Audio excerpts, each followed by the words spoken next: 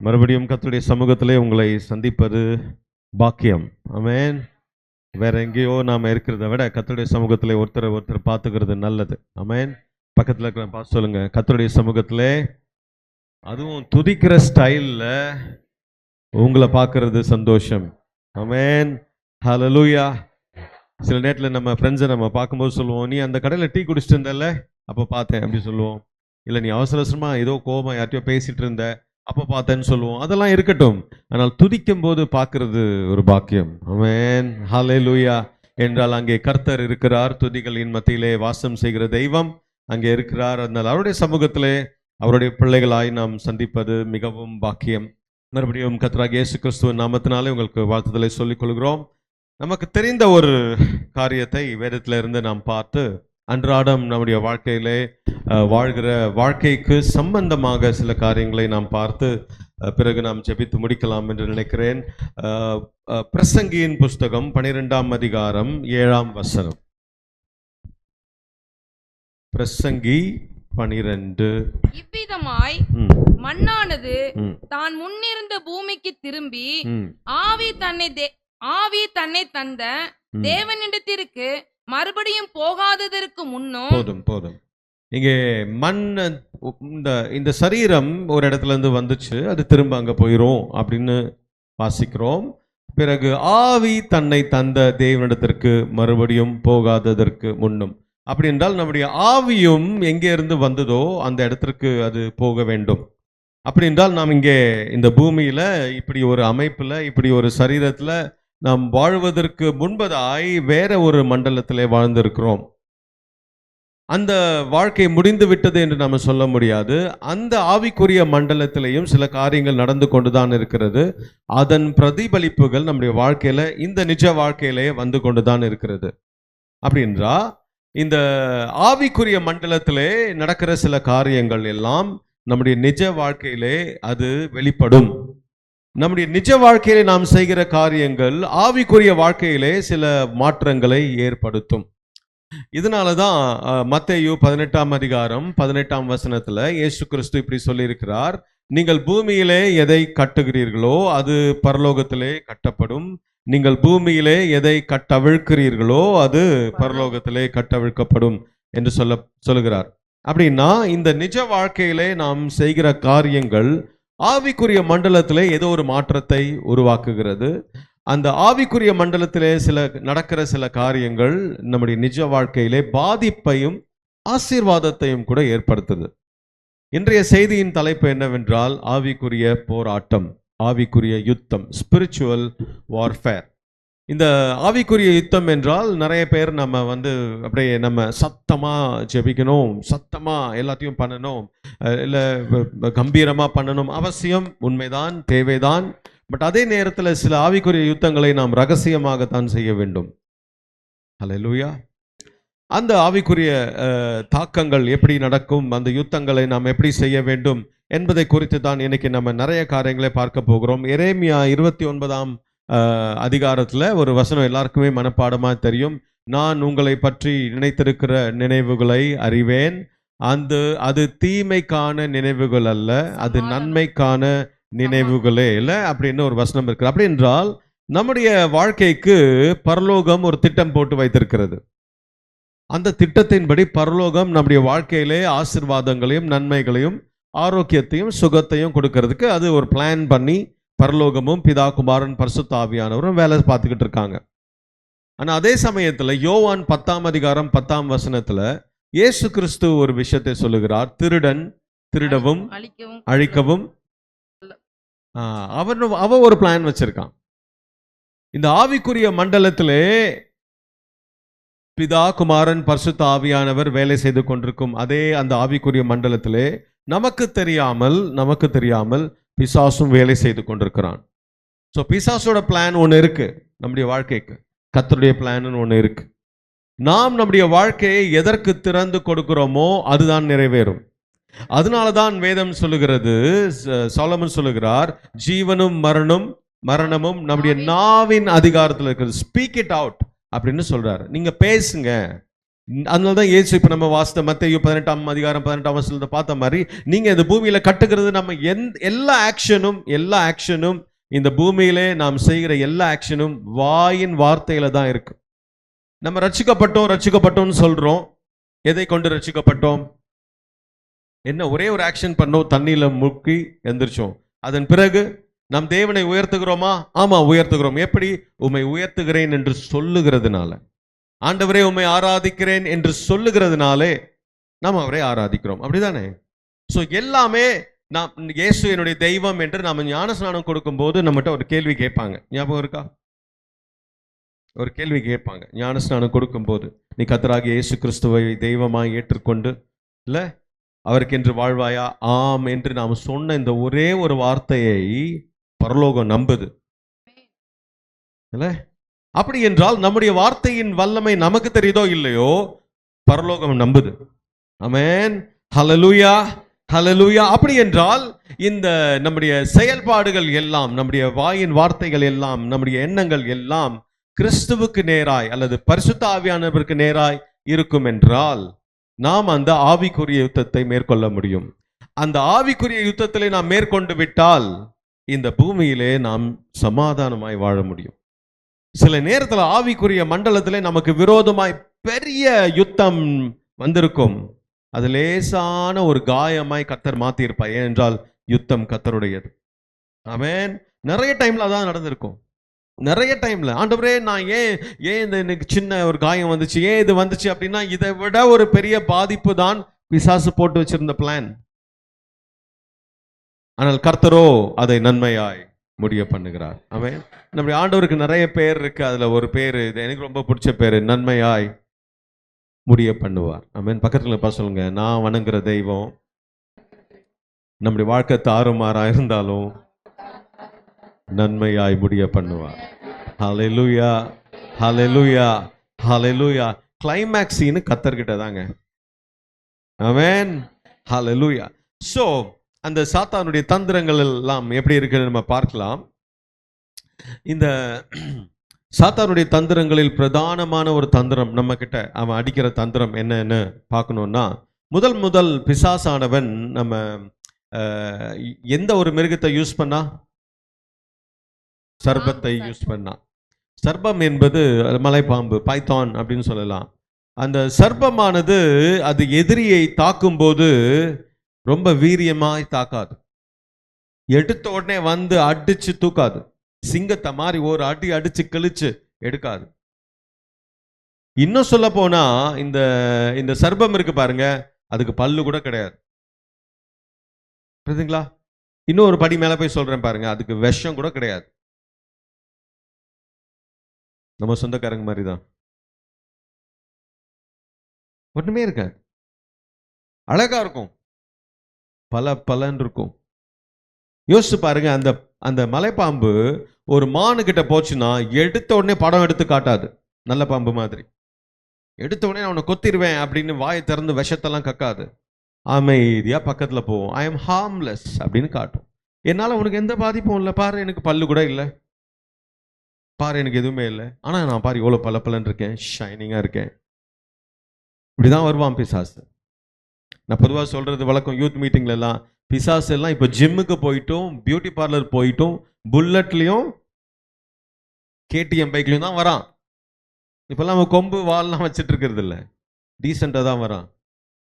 இந்த மலைப்பாம்பு என்ன பண்ணும்னா, அந்த எந்த மிருகத்தை தாக்க வேண்டும் என்று முடிவு பண்ணுச்சோ ஃபர்ஸ்ட் அது பக்கத்துல போய் அமைதியா இருக்கும். ஐ எம் ஹார்ம்லெஸ், எந்த பாதிப்பும் உனக்கு இல்லை, நான் நல்லவன் தான், இல்லை எனக்கு விஷம் இல்லை, நான் உன்னை கடிக்க மாட்டேன், உனக்கு நோகாது, வேணா என்ன தொட்டு பாரு, வேணா பழகி பாரு, வேணா நீ வேணா பாரு, மற்றவங்க எல்லாம் இருக்காங்களே பாரு, அங்க கூட ஒரு மானு ஓடுது, அந்த சைடு தான் வந்தேன், நான் ஒன்றும் பண்ணலையே. ஆனால் அந்த அந்த அந்த பாம்பு என்ன பண்ணும், கிட்ட வந்து மேல ஏறி அப்படி தடவும். இல்லை நல்லதான் இருக்கு, மசாஜ் பண்ற மாதிரி தான் இருக்கு, அப்படிதான் தோணும். அதன் பிறகு அதன் கிரிப் கொஞ்சம் கொஞ்சமா சுத்தி அந்த மானு மேலே ஏறி கழுத்துல இருந்து பாடி வரைக்கும் சுத்தி லேசா அமுத்தும் அழுத்தும், இன்னும் அழுத்திக்கிட்டே இருக்கும். எது வரைக்கும் அழுத்தும் தெரியுமா? மூச்சு நிக்கிற வரைக்கும் அழுத்தும். அந்த மூச்சு வெளியில போகிற வரைக்கும் அழுத்தம். மூச்சு வெளியே போனதுக்கு அப்புறம் அப்படியே விழுங்கிடும். அப்படியே விழுங்கிடும். ஒன்றும் அதுக்கப்புறம் ஆக்ஷன் இருக்காது. சாத்தானுடைய தந்திரங்களில் ஒன்று இதுதான். நமக்கென்று ஜீவ சுவாசத்தை ஊதி நம்மை தேவன் உருவாக்கினார். அந்த பரிசுத்த ஆவியானவரை எப்படியாவது நம்மள இருந்து வெளியேற்றணும் தான் அவன் பிளானே. அதுக்கு எல்லாம் பண்ணுவான். டீசெண்டா வருவான், வெல் பிஹேவ் பண்ணுவான், எல்லாம் பண்ணுவான். இல்ல சில நேரத்துல ஊழியக்காரங்க மூலமா கூட பேசுற மாதிரி கூட பேசுவான். சமீபத்தில் எம்டி ஜெகனுடைய ஒரு சாட்சி நீங்க கேள்விப்பட்டிருப்பீங்க. அவர் சர்ச்சில் யாரோ ஒரு வர்ஷிப் லீடர் இருந்தாராம். அப்போது ஒரு சகோதரி போய், கர்த்தர் எனக்கு சொல்லிட்டார் பிரதர், உங்களை தான் காட்டுறாரு, நான் உங்களை தான் கல்யாணம் பண்ணுவேன் அப்படின்னு சொன்னாங்களாம். இவர் இந்த ஊழியக்காரர் முழிச்சாராம். அப்போ அந்த ஊழியக்காரர் சொன்னாராம், இல்லை அந்த சகோதரி சொன்ன, நீங்கள் வேணா ஜெபம் பண்ணிட்டு சொல்லுங்க, ஆனால் கர்த்தர் என்கிட்ட சொல்லிட்டாரு உங்களை தான் கல்யாணம் பண்ண சொல்லிட்டாரு, நீங்கள் வேணா ஜெபம் பண்ணிட்டு சொல்லுங்க அப்படின்னு சொன்னாராம். அப்போ அந்த ஊழியக்காரர் சொன்னாராம், நான் ஜெபம்லாம் பண்ண மாட்டேன், என் பொண்டாட்டிகிட்ட கேட்டு வேணா சொல்றேன் அப்படின்னாராம். எது ஆராதிக்கிற நேரம் தான், இல்லை ஆராதிக்கிற நேரம் தான், எல்லாரும் போயிட்டு இருக்கிற நேரம் தான், கர்த்தருடைய சமூகம் தான், தேவன் உருவாக்கின ஏதேன் தோட்டம் தான், தேவன் உருவாக்கின ஏதேன் தோட்டம் தான். அங்க இருக்கிற 2 பேரு பிளஸ் 3 பேர் 5 பேர் தான் இருந்தாங்க. பிதா, குமாரன், பரிசுத்த ஆவியானவர், ஆதாம், ஏவாள். அங்கேயே வந்தான்னா நம்ம வாழ்ற இந்த உலகத்துல நம்ம வச்சிருக்கிற இந்த மொபைல்ல எப்பவனா வருவான். பட் அவனுடைய பிளான் என்ன? பரிசுத்த ஆவியானவரை அவனுக்குள்ள தூக்கிடு, அதுக்கப்புறம் அப்படியே விழுங்கிடலாம். அதெல்லாம் நீ நம்ப, அதெல்லாம் அந்த காலம் பிரதர், அதெல்லாம் இந்த காலம் சிஸ்டர். நம்மலாம் இப்போ எந்த காலத்துல 2025 வாழ்ந்துட்டு இருக்கோம். இன்னும் நான் முட்டி போட்டு தான் ஜெபம் பண்ணணுமா, இன்னும் நான் இப்படி தான் பண்ணணுமா? ஆமா பண்ணணும். அவர்கள் அந்த காலத்துல அப்படிலாம் ஜெபம் பண்ணதுனால தான் இந்த காலத்துலயாவது நம்ம இப்படி வாழ்ந்துட்டு இருக்கோம். ஸோ ஆவிக்குரிய யுத்தத்திலே முதலாவது பிளான், சாத்தானின் தந்திரம் என்னவென்றால், பரிசுத்த ஆவியானவரை நமக்குள்ள இருந்து வெளியே அனுப்ப ட்ரை பண்ணிடுவான். அதை மட்டும் அனுமதிக்காதீங்க. அதனால்தான் தாவீது சொல்லுகிறான், கர்த்தாவே நொறுகுண்ட இருதயத்தை எனக்கு தாரும், உம்முடைய ஆவியை என்னை விட்டு எடுத்துக்கொள்ளாதிரும் அப்படின்னு ஜெபம் பண்றான். சோ இந்த பிசாசு நம்ம இப்படி எல்லாம் தாக்குவான், இதெல்லாம் செய்வான் என்றால் அவனுடைய பிளான் என்ன? அவனுக்குள்ள என்ன வேணும்? அவனுக்கு ஒரு நாட்டுல இருந்து இன்னொரு நாட்டுக்கு சண்டை போட வராங்கன்னு வச்சுக்கோங்களேன், சண்டை போடுறாங்க வரான்னு வச்சுக்கோங்களேன். ஃபர்ஸ்ட் அவங்களுடைய எய்ம் என்னன்னு நம்ம யோசிச்சு பார்க்கலாம். இப்போ இங்கிலாந்துக்காரங்க நம்ம நாட்டை வந்து சண்டை போட்டு மேற்கொண்டாங்க. அவங்க என்ன பண்ணாங்க? இந்தியாவை தூக்கிட்டு போய் அவங்க கண்ட்ரி பக்கத்தில் வச்சுட்டாங்களா?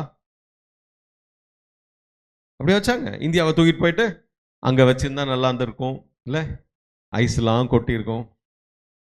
இந்தியா இங்கே தான் இருக்கு. அப்புறம் என்னத்தை அவங்க வெற்றி அடிச்சுட்டாங்க? என்ன அவங்க ஜெயம் எடுத்தார்கள்? என்ன பண்ணாங்க? ஃபர்ஸ்ட் அவங்க பண்ணது என்ன தெரியுமா? நம்ம கொடியை இறக்கிட்டு அவங்க கொடியை நாட்டினாங்க. நம்ம கொடி என்பது நம்முடைய அடையாளம். நம்முடைய கலாச்சாரத்தை மாத்தினாங்க, நம்ம பாஷையை மாத்தினாங்க. தமிழ் தெரியலனா இப்போ ஸ்டைல் அது. we don't know Tamil, அது பெருமை. ஆனா இங்கிலீஷ் தெரியலனா சொல்லுங்களேன், அவமானம். அந்த அளவுக்கு நம்முடைய மனசை மாத்திட்டாங்க. பாத்தீங்களா? தமிழ் என்பது நம்முடைய தாய்மொழி. இப்போது ரீசெண்டா ரிலீஸ் ஆன ஹிஸ்டாரிக்கல் ரிப்போர்ட் படி தமிழ்தான் 6000 வருடம் பழமையானது, இன்னும் உபயோகத்தில் இருக்கிறது. உலகத்துல நம்பர் 1 இருக்கிதான். நாம் பெருமை கொள்ள வேண்டும் நாம் தமிழன் என்று சொல்வதற்கு. 6000 வருஷம் ஹிஸ்டரி இருக்காம் தமிழுக்கு. ஆனா நம்ம என்ன யோசிக்கிறோம்? இங்கிலீஷ் பேசினா பெட்டர். இது ஏன்? இதுதான் சத்ருவின் தந்திரம். இதுதான் பிசாசு சொல்லுவான், உன்னுடைய அடையாளத்தை மாற்றி விடுவான். அப்போ பிசாசு நம்மை வந்து தாக்க வரும்பொழுது அவன் பண்ற விஷயம் என்ன தெரியுமாங்க? நமக்குள்ள என்ன பொக்கிஷம் இருக்கு? நமக்குள்ள என்ன பொக்கிஷம் இருக்கு? நமக்குள்ளே இயேசு அல்லது கிறிஸ்தவன் என்ற அடையாளம் இருக்கு. அந்த அடையாளத்தை எடுத்துட்டா போதும், ஈஸியா அவன் வந்து நம்மளை தாக்கிட்டு போயிடுவான். நமக்குள்ள என்ன அடையாளம் இருக்கு? நான் கிறிஸ்தவன் என்ற அடையாளம் இருக்கு. கிறிஸ்துவின் சுபாவம் இருக்கு, கிறிஸ்துவின் தன்மை இருக்கு, கிறிஸ்துவின் பொறுமை இருக்கு, கிறிஸ்துவின் சகிப்பு தன்மை இருக்கு. இது எல்லாத்தையும் எடுத்துட்டா நாமளும் ரோட்ல போற ஒருத்தனும் சமம் தானே. மற்றவர்களுக்கும் நமக்குள்ள என்ன வித்தியாசம்? இன்ஃபேக்ட் நம்மளை விட பக்திமான்கள் அவர்கள், தெரியுமா? நம்மளை விட அதிக பக்திமான்கள் வெளியில இருக்கிறவங்க. ஆனால் நமக்குள்ளே இருக்கும் அன்பும் பொறுமையும் சகிப்புத்தன்மையும் எடுத்து விட்டால் நாமும் சாதாரண மனிதர்கள் தான்.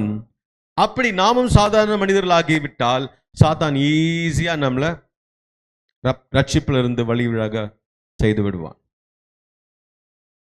சோ நமக்குள்ள இருக்கிற ஒரு மாபெரும் பொக்கிஷம் கிறிஸ்துவின் சுபாவம் நமக்குள்ள இருக்கிறது. இதை சாத்தான் எடுக்க தேவையில்லை, அவனுக்கு அது வேண்டாம். நம்முடைய ரட்சிப்பை எடுத்து அவன் ரட்சிக்கவா போறான்? இல்ல. நம்ம கிட்ட இருக்கிற பொறுமை எடுத்து அவன் பொறுமையா இருக்கவா போறான்? இல்ல. ஆனா அவனுடைய எய்ம் எல்லாம் எனக்கு அது தேவையில்லை, ஆனா இவனுக்குள்ளவும் அந்த கிறிஸ்துவின் தன்மை இருக்கக்கூடாது. ஆனால் இயேசு, நான் உங்களுக்குள் ஜீவன் உண்டாயிருக்கவும் அந்த ஜீவன் பரிபூரணப்படவும் வந்தேன் என்று சொன்னார். நமக்குள்ளே அவருடைய சுபாவம் இருக்க வேண்டும். இந்த சுபாவத்தை அழிப்பதுதான் சாத்தானின் தந்திரம். இதுதான் அவனுடைய பிளான்.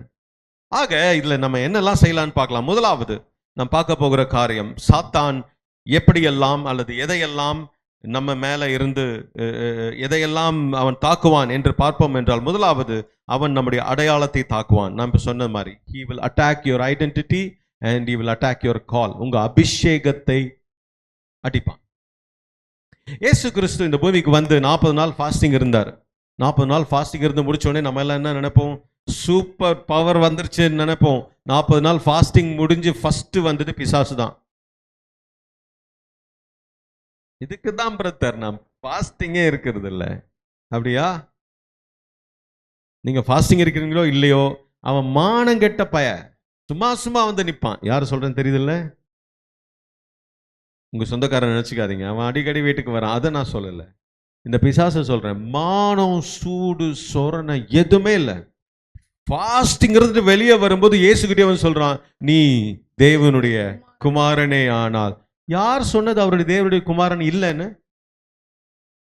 நமக்காய் அடிக்கப்பட்ட ஒரே பேரான தேவகுமாரன் அவர்கிட்டயே போய் சொல்றான், நீ தேவகுமாரனா? ஒரு கேள்வி. He will attack your identity. உங்கள் அழைப்பை தாக்குவான். உங்க அழைப்பை தாக்குவான். கேர்ஃபுல்லா இருங்க.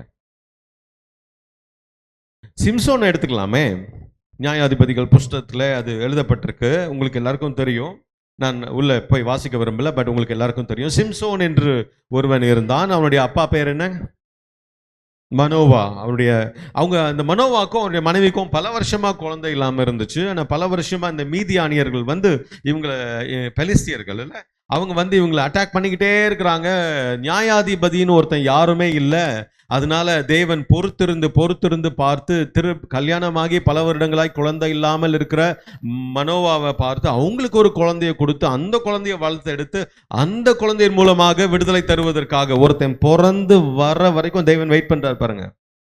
நாமளும் பிறந்து வந்து நம்முடைய குடும்பத்தை தலை தூக்க வைக்க தான் கர்த்தர் நம்மை தெரிந்து கொண்டார். எத்தனை பேர் ஆமென் சொல்றீங்க? ஹல்லேலூயா. இங்க வருவோம். அப்போ அது வரைக்கும் இந்த சிம்சோன் பிறக்கிற வரைக்கும் பைபிள் எங்கேயோ நசரேய விரதம் இல்ல, நசரேய விரதம் அப்படின்னு ஒண்ணு இல்ல. புதுசா ஒரு ரூல் கொடுக்கிறாரு கர்த்தர். நீ முடி வெட்டக்கூடாது. வேற என்னெல்லாம் இருக்குங்க? திராட்சரசம் குடிக்க கூடாது. அப்புறம் தீட்டானதை தொடக்கூடாது. கல்யாணமும் பண்ணக்கூடாதா? அது மாதிரி ஏதோ இருக்கா? இல்ல செத்ததை தொடக்கூடாது. நிறைய ரூல்ஸ் போட்டாங்க. அவனுக்கென்று ஒரு அழைப்பையே கர்த்தர் உருவாக்கி, இல்ல அவனுக்குன்னு ஒரு அழைப்பையே உருவாக்கி அவன் மேல ஒரு அபிஷேகத்தை வச்சு அனுப்புனா, எந்த அபிஷேகம் அவனை உயர்த்தினதோ அந்த அபிஷேகத்தை தான் பிசாசு அட்டாக் பண்ணான்.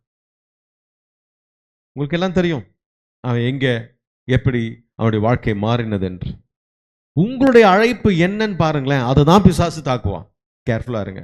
எனக்கு என்ன பிரதர் அழைப்பு? நான் என்ன ஊழியக்காரன்? நான் உங்களுக்கு ஏற்கனவே சொல்லியிருக்கிறேன், உன் குடும்பத்திற்கு நீ ஒரு ஊழியக்காரன். எத்தனை பேர் ஆமென் சொல்றீங்க? கரங்களை வச்சு சொல்லுங்க, என் குடும்பத்திற்கு நான் ஒரு ஊழியக்காரன். அப்படின்னா நான் பாஸ்டரா? இல்ல, புருஷன் என்பதுதான் உங்களுடைய ஊழியம், மனைவி என்பதுதான் உங்களுடைய ஊழியம், பிள்ளை என்பதுதான் உங்க ஊழியம், மருமகள் என்பதுதான் உங்க ஊழியம். அதுக்கு தான் அந்த டெசிக்னேஷன். இப்போ அவர் வந்து மீடியா டீம் சொன்னாங்கன்னா மீடியா டீம் வேலை பார்க்குறாங்க, அதனால மீடியா டீம். மருமகள்னா சண்டை போடுறது இல்லை, மாமியார்னா ஓரம் கட்டுறது, அது இல்லை உறவுகள்.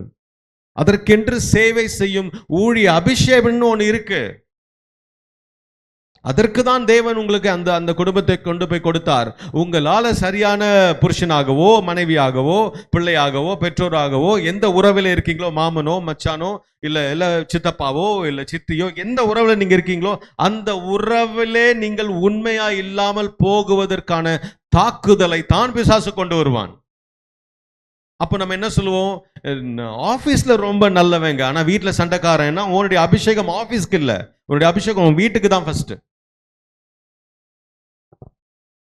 நான் ஃப்ரெண்ட்ஸ் கிட்ட எல்லாம் எவ்வளவு சந்தோஷமா இருப்பேன், அது ஃப்ரெண்ட்ஸ் கிட்ட, அதுக்கான அபிஷேகத்தை கர்த்தர் கொடுக்கல. கர்த்தர் கொடுத்த அபிஷேகம் உன்னை எங்கே நியமித்தாரோ, அல்லேலூயா, எங்கே நியமித்தாரோ, என்ன பொறுப்பு கொடுத்தாரோ அந்த பொறுப்பிலே நாம் செயல்பட வேண்டும். அதை தான் பிசாசு தாக்குவான். நான் என்ன வேணா செய்வேன் பிரதர், ஆனா என் மனைவிக்கு மட்டும் நான் கீழ்ப்படிய மாட்டேன் பிரதர்னா, நீ என்ன வேணா செய்யாம போ, உன்னுடைய அபிஷேகமே இதுதான். அதை செய்ய முடியலன்னா யூ ஆர் அண்டர் அட்டாக், சாத்தான் வெற்றி அடைந்து விட்டான் என்று அர்த்தம். அப்படின்னா நான் எப்பவுமே அடங்கி போகணுமா, அது நீங்க கர்த்தர்ட்ட கேட்டுக்கோங்க. எத்தனை வருஷம் நான் இப்படியே வாழ்றது, அது நீங்க கர்த்தர்ட்ட கேட்டுக்கோங்க, அவர் உங்களுக்கு பிளான் சொல்வார். பட் உங்களுடைய அழைப்பை சாத்தான் தாக்குவான். இயேசுவையே தாக்கினான், இயேசுவையே சந்தேகப்பட வைத்தான். நமக்குள்ள இருக்கும் அந்த கிறிஸ்தவ சுபாவத்தை பிடுங்கி போட வேண்டும் என்று பிளான் பண்ணுவான். ஒவ்வொரு முறையும் பிளான் பண்ணுவான். மானகட்ட பய, இன்னைக்கு நம்ம ஜெயத்தை எடுத்தாலும் அடுத்த நாளும் அதே ப்ராப்ளம் தான் கொண்டு வருவான். ஆனா இந்த உலகம் நம்மை வேறு வழியா தான் பார்க்குது. இந்த உலகம் நம்மை கிறிஸ்தவர்களாக எதிர்பார்க்குது தெரியுமா? இந்த உலகம் நம்மை அன்புள்ள, நீங்க வேணா ரோட்ல போய் ஒரு சண்டை போடுங்களேன், பைபிள் வச்சுக்கிட்டே சண்டை போடுங்களேன். உலகம் என்ன நம்ம சொல்லும், என்னப்பா பைபிள் வச்சுட்டு இருக்கான் இப்படி பேசுறான் அப்படின்னா என்ன எதிர்பார்க்குது இந்த உலகம் நம்ம கிட்ட? இல்லையே, இவன் பைபிள் தூக்குறவனாச்சே, இப்படிலாம் பேச மாட்டானே, பேசக்கூடாதே. பார்க்குதா உலகம் நம்மள? பல வருஷத்துக்கு முன்னாடி என் ஃப்ரெண்டு அவனுடைய பாஸ் கூட பைக்ல போயிட்டு இருந்திருக்கான். பல வருஷத்துக்கு, ஒரு 20-30 வருஷத்துக்கு முன்னாடி பைக்ல போயிட்டு இருந்திருக்கான். அந்த பாஸ் வந்து கிறிஸ்தவர் அல்ல, இவன் கிறிஸ்தவன். ஸோ போயிட்டு இருக்கும்போது ஒரு பைக்ல ஒருத்தன் குறுக்க வந்திருக்கான். இல்லை, இவங்க பாஸ் தப்பா பைக் ஓட்டியிருக்காரு, ஆப்போசிட்ல வந்தவனை இடிச்சிட்டாரு. அப்போ இவர் டென்ஷன் ஆயிட்டார். இந்த பாஸ் அவனை பிடிச்சி திட்டுறாரு, ஏன்டா அவனுக்கு அறிவு இல்லையாடா, இப்படிதான் வருவியான்னு கத்துறாரு. உன்னெல்லாம் எட்டி மிதிக்கணும்டா அப்படின்னு சொல்லியிருக்கிறாரு. உடனே அந்த அந்த எதிர்க்க வந்த பைக்காரன் பாருங்க, அவன் தப்பே பண்ணல, ஆனா சரி சார், சாரி சார் அப்படின்ட்டு போயிட்டானா. இது முடிஞ்சிச்சு. இவங்க என் ஃப்ரெண்டும் இந்த பாஸும் பைக்ல போயிட்டே இருக்காங்க. அப்ப அந்த பாஸ் சொன்னாராம், தம்பி நான் நினைக்கிறேன் அவன் கிறிஸ்தவனா தான் இருக்கணும், ஏன்னா தப்புனது நானு, திட்டினது நானு, அவன் அமைதியா போறான்னா அவன் கிறிஸ்தவனா தான் இருக்கணும். புரியுதுங்களா? புரியுதா? நம்மளை பார்த்தா என்ன சொல்லுவாங்க தெரியலையே. கிறிஸ்துவின் சுபாவம், கிறிஸ்துவின் தன்மை தான் நம்முடைய அடையாளமே. அதுக்கு தான் நமக்கு பேரு கிறிஸ்தவர்கள்.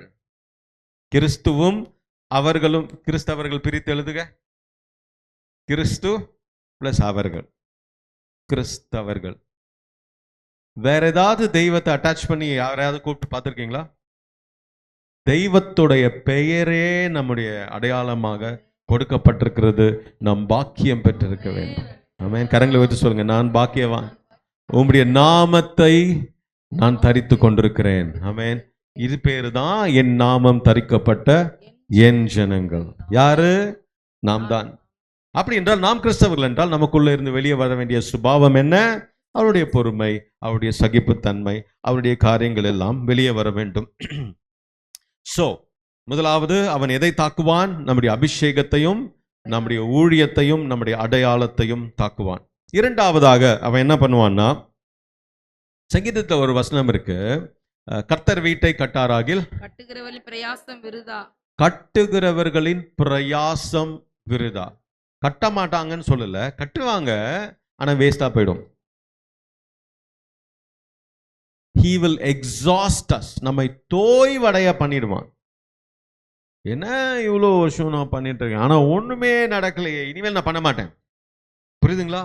நாம் செய்கிற முயற்சிகள், நாம் போடுகிற முயற்சிகள், நமக்கு இருக்கிற இந்த திறமைகள் எல்லாம் போட்டு எப்படியாவது வாழ்க்கையில மேல வரணும் அப்படின்னு நினைச்சு முயற்சிட்டு இருக்கும் போது அது எல்லாத்தையும் ஒண்ணுமே கிடைக்காம பண்ணிடுவான். ஏன்? நம்ம டயர்ட் ஆயிடணும். நம்ம டயர்ட் ஆயிட்டா அவன் ஈஸியா தாக்கிடுவான். முந்தானேத்து வந்தாங்க, அவங்களாம் ஜெபம் பண்ணா நடக்குது. நீ இத்தனை வருஷம் இருக்கே இந்த சபையில, உனக்கு ஒண்ணுமே கொடுக்கலையா, உனக்கு ஒரு பொறுப்புமே இல்லையா, நீ அவ்வளவுதான் விட்டுரு, சர்ச்சுக்கே போகாத சொல்லுவான். அவன் சொல்றது என்ன, நீ தான் இவ்வளோ பண்ணிட்டியே, உனக்கு தான் ஒண்ணுமே கிடைக்கலையே. விளைய செய்கிறவர் கர்த்தர், அவர் ஏற்ற நேரத்தில் விளைய செய்வார். ஆமென். நம்பிக்கை இருந்தால் சோர்ந்து போகாமல் இடைவிடாமல் ஜெபம் பண்ணி கொண்டிரு. அல்லேலூயா. அவர் ஏற்ற நேரத்தில் விளைய பண்ணுவார். பட் பிசாசு சொல்றது என்ன, நீ தான் பண்ணி பார்த்துட்டியே, நீ தான் இதை பண்ணி பார்த்துட்டியே. உங்களுடைய முயற்சிகளுக்கு பலன் கிடைக்கவில்லை என்ற ஒரு பிம்பத்தை உங்களுக்கு உருவாக்கும். பாரு, நீ படிச்ச அதே படிப்பு தான் அவனும் படிச்சான், திடீர்னு அப்படியே மேல போய்கிட்டே இருக்கான், நீயும் எப்படி இருக்கிறீங்க. அதுக்கப்புறம் என்ன, உன் தெய்வம் உனக்கு பண்ணல. ஆதாயத்திற்காகவா இயேசுவை நம்ம வணங்க வந்திருக்கோம்? யாராவது இருக்கீங்களா அப்படி? 5க்கும் 10க்கும் நம்ம இயேசுவை வணங்க வந்திருக்கோம்? இல்ல. அவர் தெய்வம், அவர் தெய்வம், நான் அவருடைய பக்தன். அவர் என் அப்பா, நான் அவருடைய பிள்ளை. இது போதும். அவர் எனக்கு கொடுத்தாலும் கொடுக்காவிட்டாலும் அவர் மீது நான் கொண்டிருக்கும் பாசத்தை குறைக்க மாட்டேன். ஆமென். அந்த லெவலுக்கு நாம் வளர வேண்டும். ஆனா அவன் திரும்ப திரும்ப சொல்லிட்டு இருப்பான். இதைதான் கிதியோனுடைய அந்த காலத்தில் நியாயாதிபதிகள் புஸ்தகத்திலே கிதியோனுடைய வாழ்க்கையில நம்ம பார்ப்போம் என்றால், அவர்கள் விதைப்பார்கள், அவர்கள் எவ்வளோ கஷ்டப்பட்டு அந்த கோதுமை தானியத்தை விதைப்பாங்களாம். அவங்க அதை எல்லாம் எவ்வளோ தண்ணி ஊற்றிருப்பாங்க, எவ்வளோ பொறுப்பாக பார்த்துருப்பாங்க, ஆடு மாடு மேயாம பார்த்துருப்பாங்க. அதெல்லாம் விளைஞ்சி ஒரு 3 மாதம் ஒன்று ஆகும்னு நினைக்கிறேன், ஒரு கோதுமை விளைந்து வருவதற்கு. இல்லை, அப்போ அது விளைஞ்சு வந்து அறுவடை காலத்தில் மீதியானியர்கள் வந்து எல்லாத்தையும் எடுத்துட்டு போயிருவாங்களாம். சாத்தானின் தந்திரம். அப்ப இவங்க என்ன பண்ணுவாங்க, இவ்வளோ முயற்சி பண்ணனே, இவ்வளோலாம் பண்ணனே, ஒண்ணுமே நடக்கலையே. கவலைப்படாதீங்க, கிதியோன் என்று ஒரு ரட்சகனை கர்த்தர் ஏற்படுத்துவார். எல்லாருக்கும் ஏற்படுத்தினார்னா உங்களுக்கும் ஏற்படுத்துவார். ஆமென். ஆனால் சோர்ந்து போகாதிருங்க. சோர்ந்து மாத்திரம் போயிடாதீங்க. அவ்வளவுதான் என் வாழ்க்கை, இப்படியே ஓட்டிகிட்டே போயிடுவேன் போல இருக்கு. இல்லையே, நம்முடைய ஆண்டவர் கைவிடுகிறவர் இல்லையே. ஹல்லேலூயா, ஹல்லேலூயா. சோ இரண்டாவது குறிப்பு, he will exhaust us. தோய்வடைய பண்ணிடுவான். என்னுடைய முயற்சிகளுக்கு பலன் இல்லைன்னு நினைக்க வைப்பான். என்னுடைய ஜபங்களுக்கு பலன் இல்லைன்னு நினைக்க வைப்பான். இல்லை என்றால் நம்முடைய முயற்சிகள் எல்லாம் தேவையில்லை, நம்முடைய டைம் எல்லாத்தையும் வீணடிக்க ட்ரை பண்ணுவான். இப்பெல்லாம் நம்ம டைம் வீணடிக்கிறது ஒத்த விரல் தான், தெரியும்ல. நம்முடைய டைம் வீணடிக்கிறதுலாம் ஒரு விரல் தான். பண்ணிக்கிட்டே இருந்தா போதும். இன்னும் 2 வீடியோ பார்த்து முடிச்சுட்டு நான் ஜெபத்துல இருப்பேன் பாருங்க, ஹல்லேலூயான்ட்டு ஒரு 2 வீடியோ தான் பார்ப்போம் அப்படின்னு நினைப்போம். 2 மணி நேரம் போயிடும். சாத்தானின் தந்திரம். ஏன் நம்முடைய டைம் இங்க வீணா போச்சு? 1 மணி நேரம் 2 மணி நேரம் நம்முடைய டைம், நம்முடைய முயற்சி, நம்முடைய பணம் எல்லாம் வீணாக போக, வீண் செலவுல கொண்டு வந்து வைக்க, இது எல்லாத்தையும் பண்றதுதான் சாத்தானுடைய தந்திரம். ஏன் நம்ம அப்போ ஒண்ணுமே நடக்கலைங்க அப்படின்னு புலம்புவோம்ல, அதான் அவனுக்கு வேண்டும். Point number 2, he will exhaust us. மூன்றாவதாக அவன் இன்னொரு தாக்கத்தை பண்ணுவான். உங்களுக்கு எது ரொம்ப இலகிய மனசோ அதுல தான் அடிப்பான். எதுல உங்களுக்கு இலகிய மனசோ, I hope you understand Tamil. Tamil புரியும்ல ஓரளவுக்கு? தேங்க்யூ. புஸ்தகம் 9ஆம் அதிகாரம் 1 14 வரைக்கும் ஒரு அழகான ஒரு சம்பவம் போடப்பட்டிருக்கு. எப்படின்னா, இஸ்ரவேலர்கள் எல்லாரும் யார், இந்த யோசுவா, இஸ்ரவேலர்கள்லாம் அவங்க வந்த விதம்லாம் பயங்கரமா இருக்கு. அதனால எரிகோ கோட்டை அப்பதான் இடிஞ்சு விழுந்துச்சு. ஸோ அதனால அந்த ஏரியாவில் இருக்கிற மற்ற எல்லா நாட்டுக்காரங்களுக்கும் இந்த இஸ்ரவேலர்களையும் யோசுவாவையும் பார்த்தா ஒரு பயம் வந்துருச்சு. அதனால எப்படியாவது இவங்க கிட்ட வந்து சமாதான உடன்படிக்கை பண்ணிடுவோம் அப்படின்னு பிளான் பண்ணி, கிபியோனியர் அப்படின்னு ஒரு ஊர், பக்கத்து ஊர் தான் அவங்க. ஆனா அவங்க ரொம்ப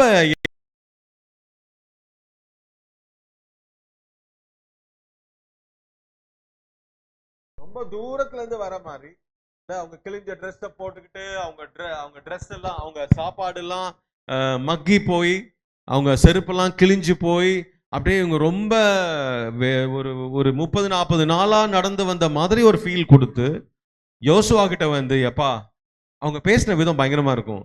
கர்த்தர் உங்கள் தெய்வம் உங்க கூட இருந்து பண்ற அற்புதத்தை எல்லாத்தையும் நாங்க கேட்டோம், அதனால உங்க கூட நாங்க சேர்ந்துக்கலாம்னு நினைக்கிறோம் அப்படின்னு சொல்லிட்டாங்க. இங்க யோசுவாவுக்கு கர்த்தர்னா ரொம்ப பிடிக்கும் இல்ல? கர்த்தர் உங்களோடு இருந்து அவர் செய்யற அற்புதங்கள் எல்லாத்தையும் பார்த்தோம். கர்த்தர் உங்க கூட இருக்கிறாரு. என்னமா நீங்க பேசுறீங்க தெரியுமா? நீங்க ஜெபம் பண்ண அப்படியே அற்புதம் நடக்குது சிஸ்டர். புரியுதுங்களா? பிசாசு எப்படிலாம் வரான்னு. வெளிநாட்டுக்காரங்க வந்து இவங்க கிட்ட உங்க கர்த்தர் உங்களோட இருக்கிற கர்த்தரை பத்தி தான் பேசுறோம். அவங்ககிட்ட பேசாத, சர்ச்சை பத்தி தான்மா பேசிட்டு இருக்கேன். எப்படி நான் யூத் மீட்டிங் போலான்னு தான் பேசிட்டு இருக்கேன். கேர்ஃபுல்லா இருக்கணும், கேர்ஃபுல்லா இருக்கணும். பல வருஷத்துக்கு முன்னாடி ஒருத்தர், நான் பல வருஷம்னா ஒரு 20-25 வருஷத்துக்கு முன்னாடி அகைன், அப்போ வந்து வீட்டில இருந்து நான் வெளியே வரேன். ஒருத்தர் வந்தாரு, வந்து ஐயா உங்களை பார்த்தது பரம திருப்தி ஐயா. ஐயான்னு சொன்ன உடனே நான் ஆஃப். நம்மளையும் பார்த்து ஒருத்தன் ஐயாங்கிறான் அப்படின்னு எனக்கு அப்படியே தலைக்கால் புரியல. அப்படியே வந்து அப்படியே நேரா என் முன்னாடி முட்டி போட்டார். ஐயா உங்க கையால எனக்கு ஒரு ஜெபம் பண்ணுங்க ஐயா. ஐயோப்பா, அப்போ நான் பறந்தேன் பாருங்க. அப்படிதான் பேசுவான் பிசாசு. அப்போ நான் என்ன பண்ணேன், என்ன உங்க ப்ராப்ளம் என்ன, உங்க விஷயம் என்ன சொல்லுங்க, முதல் விஷயம் சொல்லுங்க, நீ முதல் ஜெபம் பண்ணுங்க ஐயா. சர்ச்சில் வந்து அப்படியே முட்டி போட்டார். காலையில் ஒரு 9-10 மணி இருக்கும்.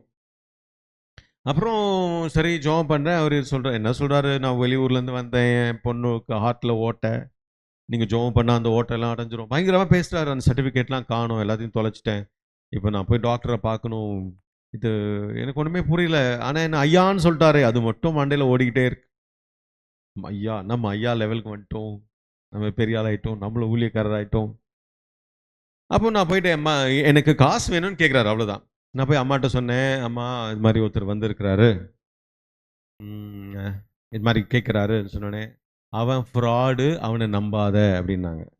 உங்கள் அப்பா அம்மா கிட்ட எல்லாம் போய் கேளுங்க, உங்கள் ஆவிக்குரிய அப்பா அம்மா கிட்ட கேளுங்க, உங்கள் சரீர பிரகாரமான அப்பா அம்மா கிட்ட இன்னும் ஆலோசனை கேட்பது நல்லது. ஏன்னா நீங்கள் இந்த பூமிக்கு உங்களால் வர முடியாது, உங்களுக்கு தேவையானதை நீங்கள் செஞ்சுக்க முடியாதுன்னு தெரிஞ்சு தான் உங்களுக்கு முன்னாடி 2 தியாகிகளை இந்த பூமியில் பிறக்க வச்சு, அவங்களுக்கு ஏதோ இருந்த கொஞ்சம் ஞானம் கொஞ்சம் திறமையை வச்சு பணத்தை சம்பாதிக்க வச்சு, அதையும் அவங்க தியாகமாக வச்சு உங்களை வளர்த்து உங்களை படிக்க வச்சு ஆள் ஆக்கின உடனே எனக்கு எல்லாம் தெரியும்னு சீன் போடாதீங்க. அப்பா அம்மா கிட்ட அடங்கிருங்க. புரிந்தவர்கள் எல்லாரும் மனசுக்குள்ளேயே ஒரு ஆமேன்னு சொல்லிக்கோங்க, வெளியில சொல்லாதீங்க, மாட்டிப்பீங்க, கேமராலாம் இருக்கு. உனக்கு என்ன தெரியும்? அவங்களுக்கு தெரியாதனால தான் உங்களை படிக்க வச்சாங்க, அவங்களுக்கு தெரிஞ்சுதான் ஏன் உங்களை படிக்க வைக்கிறாங்க. வருவோம், இங்கே வருவோம். அந்த ஐயா இருக்கார்ல, நம்மளை ஐயான்னு கூப்பிட்டாரு அவரு. அதுக்கப்புறம் அம்மாட்ட சொன்னேன், அவன் ஃப்ராடுன்னு சொன்னாங்க. நான் அம்மாவை நம்பல. ஏன்? அவன் எங்க அம்மாவையா அம்மான்னு கூப்பிட்டான், என்ன ஐயான்னு கூப்பிட்டான்.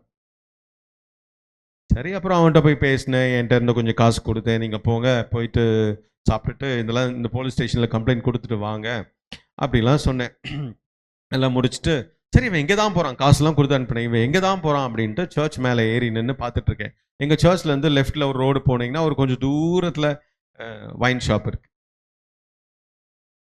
நம்ம தலைவர் என்ன ஐயான்னு கூப்பிட்டாரு பாருங்க, அப்படியே நான் மெய் மறந்து இருந்தேன் பாருங்க, தலைமையிலலாம் கை வச்சு ஜெபம் பண்ணேன் பாருங்க. அவர் அங்க வாங்கி குடிச்சிட்டு போயிட்டார். எங்க அம்மா சொல்றதை நான் நம்பல. ஏன்? ஐயான்னு கூப்பிட்டேன். இப்படிதான் பிசாசு வருவான். He will attack you at your soft spot. எதுல உங்களுக்கு இலகிய மனசோ அதுல தான் அடிப்பான். எதுல உங்களுக்கு அதிக அட்ராக்ஷன் போதோ அதுல தான் அடிப்பான். பிசாசின் தந்திரங்கள் நமக்கு தெரியாதவைகள் அல்லவேன்னு பவுல் சொல்றாரு. அவனை பத்தி தெரியுமே நமக்கு, அப்புறம் ஏன் நம்ம கேர்ஃபுல்லா இல்லை அப்படி என்றெல்லாம் வேதத்தில் எழுதப்பட்டிருக்கு. ஸோ மூன்றாவது, he attacks at your soft spot. அதுக்கப்புறம் தெரியாம அந்த கிபியோனியர்கிட்ட இவங்க அந்த உடன்படிக்கை பண்ணி அதுக்கப்புறம் தெரிய வந்து அந்த அதிகாரம் 9ஆம் அதிகாரத்தை யோசுவாவை போய் வாசித்து பாருங்க, என்ன நடந்தது உங்களுக்கு தெரியும். நான்காவதாக, சாத்தான் நம்மை தாக்குவது எப்போன்னா நம்முடைய பொறுப்புகளை நாம் செய்யாமல் இருக்கும்போது நம்மை தாக்குவான். ஃபர்ஸ்ட் பொறுப்புகளை செய்யாதபடிக்கு தாக்குவான். அப்புறம் நம்ம பொறுப்புகளை செய்யாமல் இருக்கும்போது கட்டாயமா தாக்குவான். வாசிக்கலாம். 2 சாமுவேல் 11ஆம் அதிகாரம். 2 சாமுவேல் 11ஆம் அதிகாரம் 1ஆம் வசனம். மறு வருஷம் ராஜாக்கள் யுத்தத்திற்கு புறப்படும் காலம் வந்தபோது மறு வருஷம் ராஜாக்கள் யுத்தத்திற்கு புறப்படும் காலம் வந்தபோது தாவீது யோவாபையும் அவனோட கூட தன் சேவகரையும் இஸ்ரவேல் அனைத்தையும் அம்மோன் புத்திரரையும் அழிக்கவும் ரப்பாவை முற்றுகை போடவும் அனுப்பினான். தாவீதோ எருசலேமில் இருந்து விட்டான். நல்லா கவனிச்சிங்களா? ஃபர்ஸ்ட் லைன் ராஜாக்கள் யுத்தத்துக்கு போற காலம். அப்ப யார் போயிருக்கணும்? யாரு? தாவீது போயிருக்கணும். அவர் தானே ராஜா, அவர் தானேங்க ராஜா, அவர் போயிருக்கணும். ஆனா இவர் மற்றவங்களெல்லாம் அனுப்பிட்டு தாவீதோ எருசலேமில் இருந்து விட்டான். நீ எப்போதெல்லாம் உன் பொறுப்பை செய்ய தவறுகிறாயோ அப்போதெல்லாம் உன்னுடைய அழைப்பு, உன்னுடைய அடையாளத்தை சாத்தான் அழித்து போட உன்னை திறந்து கொடுத்து விட்டாய் என்று அர்த்தம். ராஜானா என்ன பண்ணிருக்கணும்? ராஜாக்கு தானே சண்டை போடுற காலம். அவர் போயிருக்கணும்ல. இவர் ஆளை வச்சு அனுப்பிட்டு கொஞ்ச நேரம் ரெஸ்ட் எடுத்துக்கிறேன், நான் ரொம்ப வெள்ளம் பண்ணிட்டேன், நான் கொஞ்சம் ரிலாக்ஸ் பண்ணிக்கிறேன். தாவீதோ எருசலேமில் இருந்து விட்டான். அதுக்கப்புறம் நடந்த சம்பவம் உங்களுக்கு தெரியும். அதுக்கப்புறம் தான் பெத்சேபால் நடந்த விஷயம். அதுக்கப்புறம் கொலைக்காரனா மாறுறான். ஒரு கன்னிங், ஒரு திருட்டு புத்தி வந்துருச்சு. அவன் விபச்சாரம் செய்யறான், கொலை பண்றான். அன்னையில இருந்தே அவன் தேவனுடைய அபிஷேகத்தை இருந்து விட்டான். ஆனால் இந்த தாவீது யார் தெரியுமா? ராஜாவாக ஆவதற்கு முன்பதாகவே யுத்த களத்தில் சென்று கோலியாத்தை வென்றவன். ராஜாவாகல அவரு. அபிஷேகம் தான் சாமுவேல் பண்ணி வச்சிருந்தாரு. அந்த காலத்திலேயே, எப்போ ரட்சிக்கப்பட்ட புதுசிலேயே வீர வசனம் பேசி கர்த்தருக்கென்று எல்லாவற்றையும் செய்து சாதித்த அதே தாவீது தான் கொஞ்சம் வசதி வந்த பிறகு, கொஞ்சம் எல்லாம் நடந்த பிறகு, கொஞ்சம் எல்லாம் நமக்கு ஏத்த மாதிரி நடக்குது, ஓகே லைஃப் ரிலாக்ஸ் பண்ணலான்னு வரும்போது தன்னுடைய பொறுப்புகளில் தவறின பொழுது, எவ்வளோ வருஷம் ஊழியம் செய்திருந்தாலும், எவ்வளோ வருஷம் நீ விசுவாசியா இருந்தாலும், எவ்வளவுதான் வேதத்தை 5000 முறை படித்திருந்தாலும் பிசாசு நம்மை தாக்குவதை மட்டும் நிறுத்த மாட்டான். இவன் பைபிளை 20 முறை முடிச்சிட்டான்ப்பா, அவனை தாக்க வேணாலும் சொல்ல மாட்டான். மானம் கெட்ட பய. நீங்க கோயம்புத்தூர்ல அவனை எப்படி திட்டுவீங்கன்னு தெரியல. ஆனா கோயம்புத்தூர்காரங்க எல்லாம் மரியாதை தானே திட்டுவீங்க. திட்டுதலையும் மரியாதை தானே இருக்கும். இங்க வருவோம். ஆனா அவனுக்குலாம் மரியாதை வேணாம். பட் இது கவனிச்சுக்கோங்க, he did not go, he did not do his responsibility. அவன் பொறுப்பை செய்யாத போது அடிச்சாம் பாருங்க பிசாசு, தாக்குனாம் பாருங்க, எல்லாம் போச்சு. ராஜரீகம் போச்சு, இல்ல அபிஷேகம் போச்சு. தாவீதுடைய வம்சத்துல இயேசு வந்தார், அவர் இரக்கமுள்ளவர் வந்தார். ஆனா அந்த ராஜரீகமே அதுக்கப்புறம் 2ஆ பிரிஞ்சு போச்சு. ஏன்? உங்களுடைய வம்சம் ஆசீர்வாதமாய் இருக்கணும். உங்க சந்ததியினர் ஆசீர்வாதமாய் இருக்கணும். உங்க பொறுப்புகளை மட்டும் செய்ய தவறி விடாதீங்க. Whatever role you play, நான் ஆரம்பத்தில் சொன்ன மாதிரி. ஸோ உங்கள் பொறுப்பு என்னன்னு ஆண்டவர்கிட்ட கேளுங்க. ஆஸ் அ பிலீவர், ஒரு விசுவாசியாக, ஒரு கிறிஸ்தவனாக, உங்க குடும்பத்தில் உங்களுக்கு இருக்கும் பதவிகள், பொறுப்புகள் என்னவா இருந்தாலும் ப்ளீஸ் அதை மட்டும் நீங்க தவறாம செஞ்சிருங்க. இல்லைன்னா பிசாசு தாக்கிடுவான். ஐந்தாவதாக கர்த்தர் உங்களுக்கென்று கொடுத்த குடும்பத்தை நீங்கள் பராமரிக்காமல் போனால் சாத்தான் உங்களை தாக்குவான்.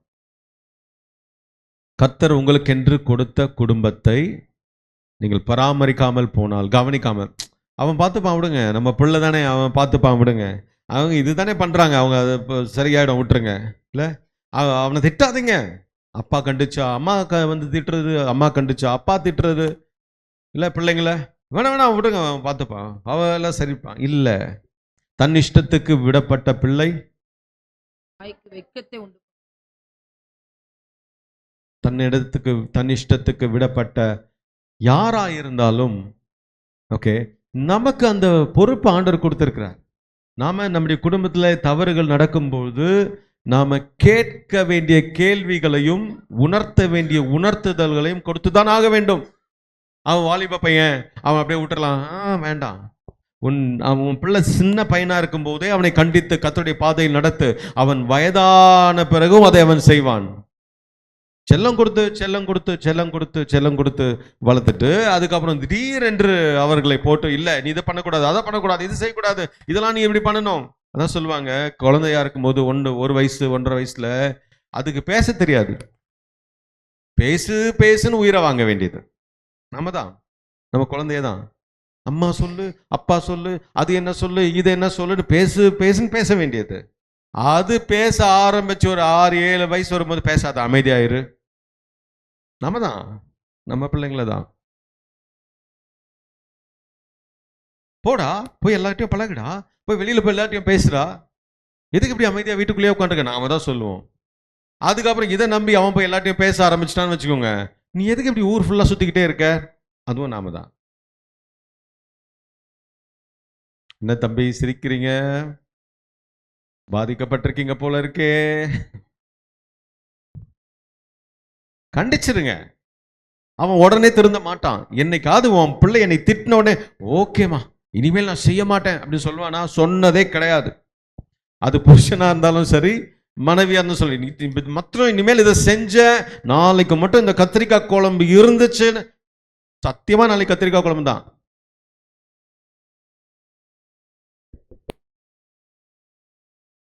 இதெல்லாம் இது அவுட்கம் தான். ஆனா மனசுல தங்கும், மனசுல நிற்கும்.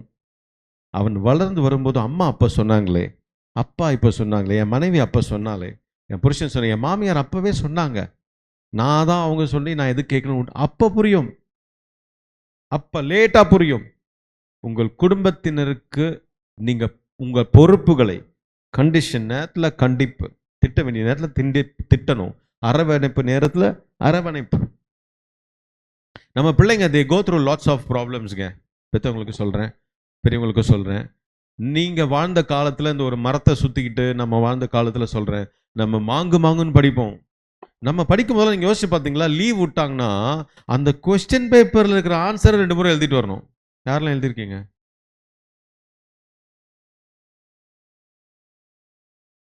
உங்களுக்கெல்லாம் மனசாட்சியே இல்லையான்ற மாதிரி கேட்க தோணும்ல. எதுக்குங்க எழுதி முடிச்ச கொஸ்டினை வீட்டில் உட்காந்து லீவு நாளில் லீவையும் விட்டுருவாங்க, அப்புறம் 2 முறை எழுதிட்டும் வரணும். அது முடிச்சுட்டு வீட்டுக்கு நீங்களாவது பரவாயில்லைங்க. இந்த கிறிஸ்மஸ் லீவ் வரும் பாருங்க, அப்போ எங்கள் டீச்சர்லாம் எங்கள் வீட்டுக்கு வருவாங்க, கேரல் ரவுண்ட்ஸ்.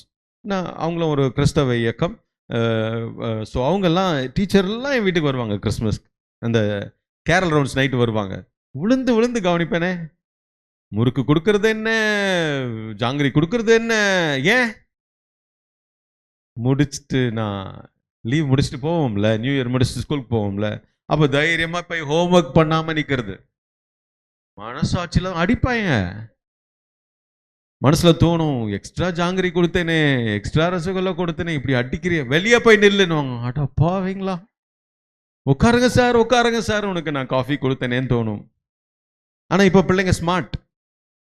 நீங்க எழுதில பார்த்தீங்கல்ல, அப்படிலாம் எழுத மாட்டாங்க.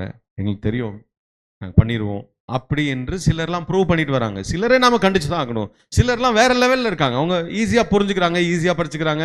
இப்போ இருக்கிற பசங்களாம் 1 மணி நேரம் 2 மணி நேரம் படிச்சா போதும். அதனால படிங்கன்னு சொல்லாதீங்கன்னு நான் சொல்லலை, அவங்க படிச்சு வச்சு தான் ஆகணும். பட் சொல்கிறேன், understand them, they are going through lots of problems. நம்மளை விட நிறைய பிரச்சனைகள் ஊடாக அவங்க போயிட்டு இருக்காங்க. பிசாசு நம்முடைய பிள்ளைகளை தாக்குறது நம்மை கொண்டுதான். ஃபர்ஸ்ட் மறுபடியும் சொல்லவா, இன்னும் முறை சொல்லவா, பிசாசு நம்முடைய பிள்ளைகளை தாக்குகிறது நம்மை கொண்டுதான். நாம பேசுற வார்த்தைகள் தான், நாம போடுற மாயமாலமான வாழ்க்கைகள் தான். நாம தான் வாழ்ந்து நம்முடைய ஆவிக்குரிய போராட்டத்தை செய்து போராடி இப்பதான் நமக்கு நிறைய புரிதல் வருது, எல்லாம் மேல வந்துகிட்டு இருக்கோம். ஆனா நம்முடைய பிள்ளைகளுக்கு அந்த ஆவிக்குரிய யுத்தம்னா என்ன தெரியறதுக்கு முன்னாடியே அவங்களுடைய உணர்வுகளை நம்ம பாதிச்சு தள்ளிடுறோம், போட்டு உடைச்சு தள்ளிடுறோம். அவங்களும் நல்ல பிள்ளைங்களா இருக்கணும்னு தான் ஆசைப்படுறாங்க. எனக்கு தெரிஞ்ச ஒரு ஊழியக்காரர் சகோதரர் இருக்கிறாரு, எங்கள் சபையில் இருந்து இப்போ வேறு இடத்துல ஒரு ஊழியம் செஞ்சுட்டு இருக்கிறாரு. அவங்களுக்கு ஒரு மகன் ஒரு மகள். அந்த குடும்பமே தெரியும், தாத்தா, அப்புறம் அவங்க பிள்ளை, அவங்க பேரனை பற்றி பேசிகிட்டு இருக்கேன். ஸோ இந்த நடுவில் இருக்கிற அந்த அப்பா அந்த பிள்ளை ஸ்கூலில் கொஞ்சம் வாலாயிருச்சு. 10th +1 +2 ஸ்கூலில் பேர் கெட்டு போச்சு, ரொம்ப பேர் கெட்டு போச்சு, ரொம்ப அந்த ஏரியாலேயே கொஞ்சம் அசிங்கமாச்சு. அது எங்களுக்கெல்லாம் தெரிய வந்தது. ஆனால் அந்த அப்பா கிட்ட நான் பேசும்போது அவர் வந்து அவங்க அப்பா தன்னுடைய மகனை பற்றி தப்பாக பேசவே இல்லை. அப்பாவுக்கு தெரியும் எல்லாம். ஆனால் அவர் என்ன சொல்வார்னா, ஜோம் பண்ணிட்டு இருக்கோம் பிரதர், வந்துடுவார். ஜோம் பண்ணிட்டு இருக்கோம், வந்துடுவார். அந்த பிள்ளை நான் ஹேர் ஸ்ட்ரைட்டன் பண்ணுறேன், அந்த அந்த அந்த வாலிப பையன் ஹேர் +1 படிக்கும்போது ஹேர் ஸ்ட்ரைட்டன் பண்ண போகிறேன், நானும் நேசநாதர் மாதிரி ஹேர் விட போகிறேன், என்ன நினச்சானோ தெரில, ஹேர் ஸ்ட்ரைட்டன் பண்ண போகிறேன்ட்டு போய் ஹேர் ஸ்ட்ரைட்டன் பண்ணி அந்த ஹீட் தாங்காமல் +1 +2 வழுக்கை ஆயிட்டான். புரியுதுங்களா? அவ்வளோ பெரிய பாதிப்பு. ஆனால் அந்த அப்பா விட்டு கொடுக்கவே இல்லை. அந்த அப்பா அந்த பையனை கூப்பிட்டு திட்டவே இல்லை. அப்படின்னா கண்டிக்கல இல்லை, கண்டிச்சிருப்பாரு. But he did not give up. அவ்வளோதான், இது கெட்டு குட்டி ஏன் பிள்ளையா, அது உருப்படாதுங்க, நாமளே தான். உங்களை நம்பி தானே உங்கள் பிள்ளைங்களை கொடுத்தாரு. நீங்களே அது கெட்டு போகும்னு சொன்னா அப்புறம் வேற யார் சொல்லணும்? போதுமே பிசாசுக்கு, போதுமே, நீங்களே சொல்லிட்டீங்கன்னா போதுமே பிசாசுக்கு. அந்த அந்த தகப்பனார் அந்த மகனை விட்டு கொடுக்கவே இல்லை. ஒரு காலேஜில் சேர்ந்தான், அந்த இதில் காலேஜ் பிரச்சனையாச்சு. இவர் வந்து ஆமாம்மா கொஞ்சம் ஏதோ ப்ராப்ளம் ஆச்சு, நான் வேற காலேஜில் சேர்த்துறேன் அப்படின்னு வேற காலேஜ் சேர்த்தாரு. எனக்கு மனசில் இன்னைக்கு என்னடா இவர் பிள்ளைய எப்படி பாதுகாக்கிறாரு அப்படின்னு எனக்கு ஒரு ஒரு என்ன இருந்தாலும் இவரும் ஒரு ஊழிக்காரனாச்சே, திட்டாமல் இருக்கிறாரே, ஏதாவது பண்ணியிருக்கணுமே அப்படின்லாம் எனக்கும் தோணுச்சு. ஆனால் he never gave up. அந்த அப்பா விட்டு கொடுக்கவே இல்லை, விட்டு கொடுக்கவே இல்லை. இன்னைக்கு அந்த பையன் chosen few அப்படின்னு தெரிந்து கொள்ளப்பட்ட சிலர் அப்படின்னு ஒரு குரூப் ஆரம்பிச்சு அவன் ஊழியம் செய்கிறான் பாருங்க. சென்னையில் அற்புதமாக செய்கிறான், அற்புதமாக செய்கிறான். இதே தகப்பனார் ஒரு 3 வருஷத்துக்கு முன்னாடி நீலாம் உருப்பட மாட்டடா, நீ எதுக்குடா வீட்டில் இருக்கிற, வெளியே போடா, என் பேரு போச்சு, என் மானம் போச்சு அப்படின்னு திட்டி இருந்தாருன்னா ஒரு ஊழியக்காரனை இழந்திருப்பார். எத்தனையோ ஊழியக்காரங்க அவங்களுடைய பிள்ளைகள் ஊழியக்காரர்களாக இல்லாமல் போனதுக்கு காரணம் அவங்க தான். நம்முடைய பிள்ளைகள் கர்த்தரை தேர்ந்து கர்த்தரோடு நெருங்கி பழகக்கூடாமல் போவதற்கு காரணமும் நாம் தான்.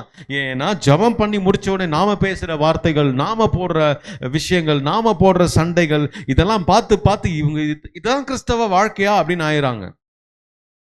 ஏற்கனவே சொல்லியிருக்கேன்ல, நைட்டு ஃபுல்லாக அந்த அங்கிளை பற்றி தப்பாக பேசியிருப்போம், அந்த அங்கிள் அந்த ஆண்டி சரியில்லை பேசியிருப்போம், பிள்ளை எல்லாம் கேட்டிருக்கோம். தற்செயலாக அடுத்த நாள் காலையில் அந்த அந்த அந்த அங்கிளும் அந்த ஆண்டியும் நம்ம வீட்டுக்கு ஏதோ இன்விடேஷன் கொடுக்க வந்திருப்பாங்க. வாங்க வாங்க பிரைஸ் லார்ட், அங்கிளுக்கு பிரைஸ் லார்ட் சொல்லு. நம்ம பிள்ளைய சொல்லுவோம். அந்த பிள்ளைக்கு என்ன இருக்கும், நேற்று நைட்டு தான் அந்த அங்கிள் மோசமான அங்கிள் சொன்னீங்க, இப்போ நான் பிரைஸ் லார்ட் சொல்கிறீங்க, நேற்று நைட்டு தான் உங்களை பற்றி பேசிட்டு இருந்தோம். பிள்ளை பார்த்துக்கிட்டு இருக்கான், என்னடா வாழ்க்கை இது, என்ன அவங்க பசங்க மனசில் என்ன தெரியுமா போகும், என்ன உலகமாக நடிப்புடா சாமி இது. ஸோ இப்போ நம்ம பிள்ளைகளை பிசாசு தாக்கினது யாரை கொண்டு, இதனால்தான் வேத வசனம் சொல்லுகிறது, பிதாக்களே உங்கள் பிள்ளைகளை கோபமூட்டாதிருங்கள். வருவோம். So he attacks when we leave our families unprotected. நமக்கு கொடுக்கப்பட்ட பொறுப்புகளை நம்முடைய குடும்பத்தில் நாம் செய்யாமல் போகும்போது பிசாசு தாக்குவான். ஸோ பிசாசு தாக்குவான் எதையெல்லாம் தாக்குவான்னு பார்த்தோம். பிசாசு என்ன தாக்குறானா இல்லையான்றது நாம எப்படி தெரிஞ்சுக்கிறது அப்படின்னு பார்ப்போம்னா, நம்பர் 1, தேவனோடு இணைந்திருப்பதை உங்களால் தொடர முடியவில்லை என்றால், ஓகே, பிசாசு உங்களை தாக்கி முடிச்சிட்டான்னு அர்த்தம். என்னால் சரியாக ஜெபம் பண்ண முடியல, என்னால் இப்போலாம் முன்ன மாதிரி சர்ச்சுக்கு போக முடியல. சர்ச்சுக்கு போகிறதுக்கும் தேவனோடு பேசுறதுக்கும் ஜெபம் பண்ணுறதுக்கும் இன்ட்ரெஸ்ட் குறைதா அப்படின்னா பிசாசு நம்மளை தாக்கிட்டான்னு அர்த்தம். முடிஞ்சிச்சு, ஆல்ரெடி ஓவர். அவன் பண்ணுற ஃபர்ஸ்ட் விஷயம் என்ன, அங்கேருந்து கட் பண்ணிடலாம். பிசாசு ரொம்ப தந்திரசாலிங்க. அவன் வந்து நீ ஜெபம் பண்ணாதன்னு சொல்லவே மாட்டான், அப்புறம் பண்ணுன்னு தான் சொல்லுவான். புரியுதுங்களா? ஜெபம் பண்ணாத அப்படின்னு சொல்ல மாட்டான்.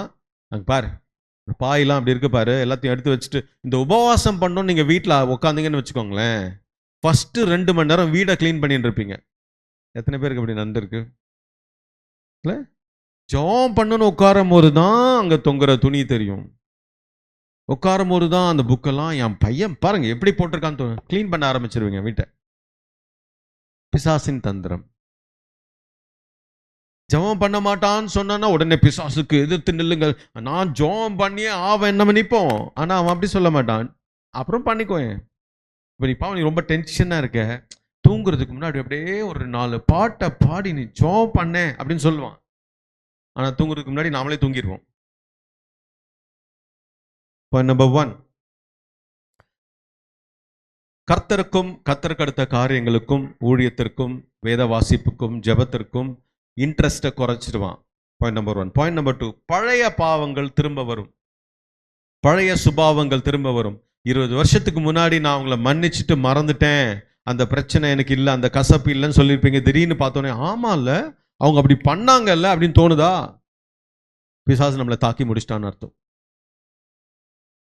அவன் வந்து பார்ப்பான், பிசாசு வந்து பார்ப்பான், ஏய் இவன் அந்த பாவத்தை அவனுக்கு கொடுத்தப்போ லாஸ்ட் டைம் அவன் ஏதோ வின் ஆயிட்டான் மாதிரி சீன் போட்டானே, அந்த பாவத்தையே கொடுத்துப்பாரு அப்படின்னு சொல்லிட்டு போயிடுவான். அவனுக்கு இருக்கானுங்கல்ல கையாளுங்க, அவங்க அதே பாவத்தை கொண்டு வந்து போடுவாங்க, நாம் அதிலேயே மறுபடியும் விழுந்துருவோம். அப்போ அவன் நினச்சிப்போ இவன் இன்னும் ஆவிக்குரிய முதிர்ச்சியை அடையலையோ அப்படின்னு முடிச்சுட்டு போயிடுவான். ஸோ உங்களுடைய பழைய பாவ சுபாவங்களும் எண்ணங்களும் தலை தூக்குறது என்றால் நம்ம தாக்கப்பட்டு விட்டோம் என்று அர்த்தம். 3வது, கிறிஸ்தவ ஐக்கியத்திலிருந்து நம்மை பிரித்து விடுவான்.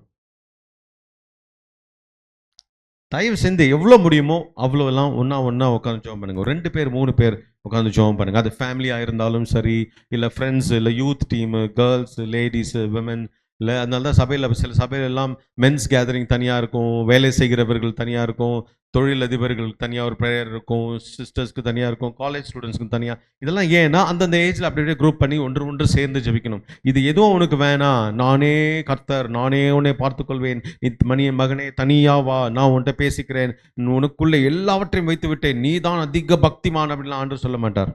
தனியாக பேசுகிற டைம் உண்டு, ஆனால் ஆண்டவர் எப்பொழுதுமே கூட்டாய் தான் சேர்த்து வைப்பார். எங்கே 2, 3 பேர் கூறியிருக்கிறார்களோ நீ ஒத்தையாவா அப்படின்லாம் ஆண்டவர் சொல்லுவார், அது ஸ்பெஷல் அனாயிண்டிங். ஆனால் அவர் சொல்றார், எங்கே 2, 3 பேர் கூடுகிறார்களோ அங்கே அவர்கள் மத்தியிலே நான் இருக்கிறேன்னு சொல்றார். ஏனென்றால் அங்கதான் ஒரு ஒருமனம் வரும், அங்கதான் ஒரு ஒற்றுமை வரும்.